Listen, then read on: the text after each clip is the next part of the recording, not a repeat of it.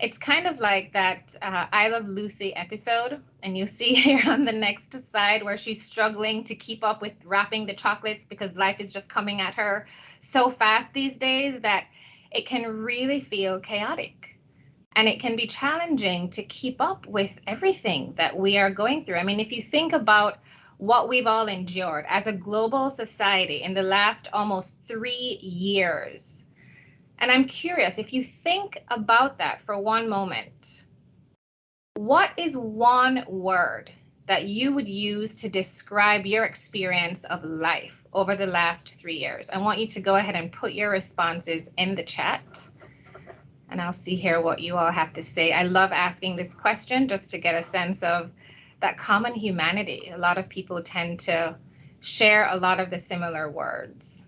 So what is one word that when you reflect back on life in the last 3 years, a word that you would use to describe your experience of life? So I'll check the chat to see what you all have shared. I see a note here from Rob. Rob says, I'm trying to reconcile my role with an international communications company in a world that is progressively fractured by misinformation. Guilt by association, stress, heaviness of the heart is very stressful for me these days. Well, I hope, Rob, that you find some techniques that you will allow to support you on this journey.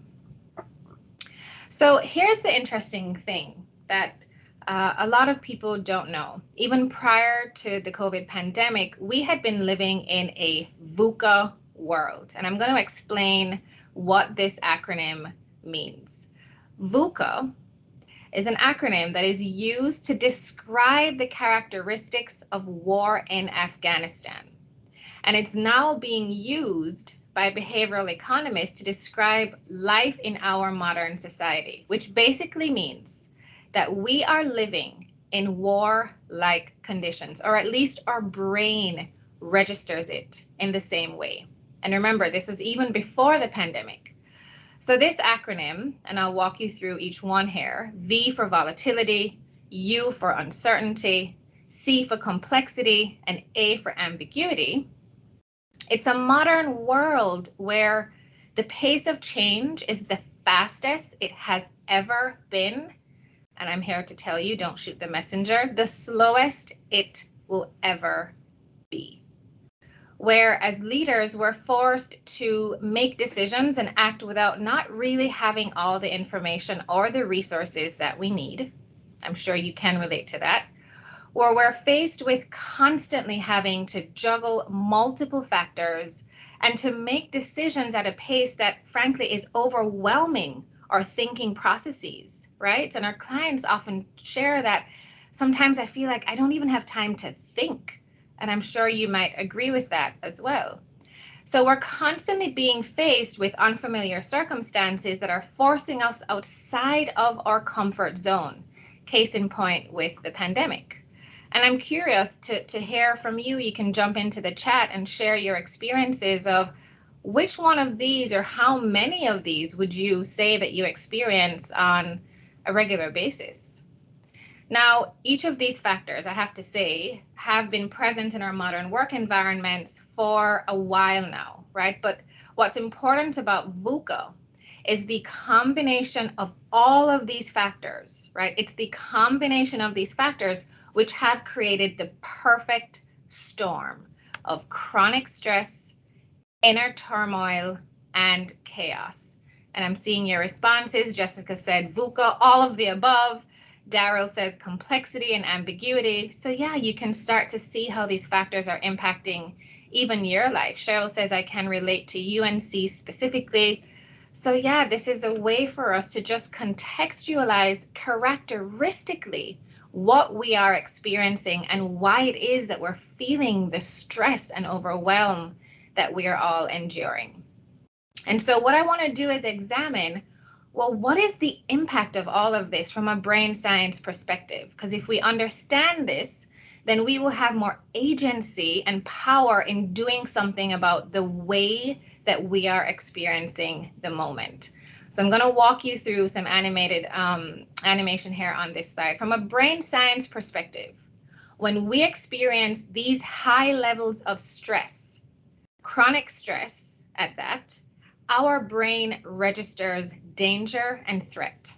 So physical threat, like worrying if you or your loved one will get sick, for example, or social threat, like the uncertainty or loss of autonomy during the lockdown, for example. And what's really interesting is that the brain registers both physical threat and social threat in the same way, right? So all of these experiences that we've had because of the pandemic, loss of autonomy, uncertainty, our brain is registering that in the same way that it would if we were about to be hit by a car, right?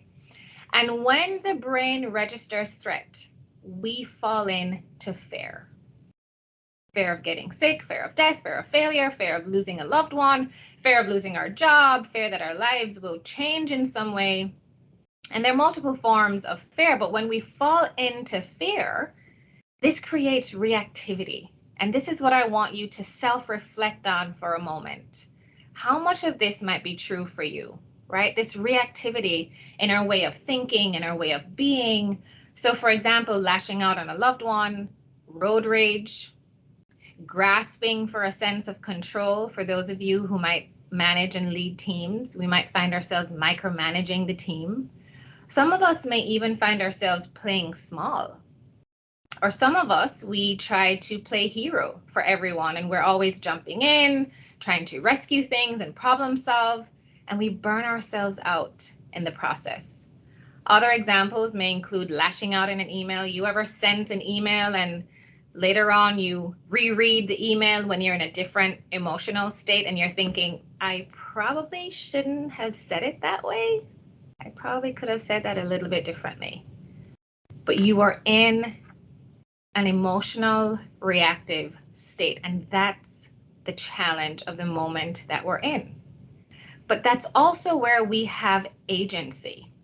If we can understand how our reactivity is expressing itself, that is where we have agency, because we may not be able to change all of what's happening around us.